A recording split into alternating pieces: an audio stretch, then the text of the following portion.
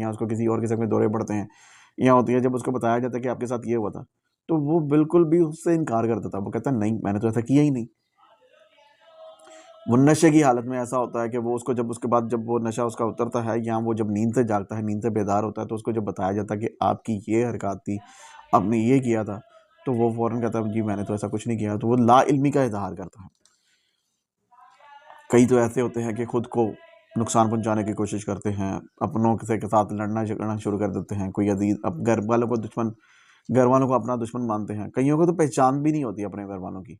वो अपने माँ बाप को, बहन भाइयों को, अजीज़ों को, अहलकारों को भूल जाते हैं कि ये हमारे कोई अपने भी हैं। वो कहते हैं ये मेरे नहीं है, मेरे अपने नहीं है, ये दुश्मन है मेरे। वो किसी अजनबी को, गैर को अपना समझना शुरू कर देते हैं। बाहर राह गुजरते हुए बंदे को अपना समझ देंगे, उसको अपना अजीज़ कहेंगे, उसको उसके साथ लग के बैठ जाएंगे, उसके साथ कुछ ऐसी एक्टिविटी करेंगे यानी कि बैठे रहेंगे उसके साथ, उसको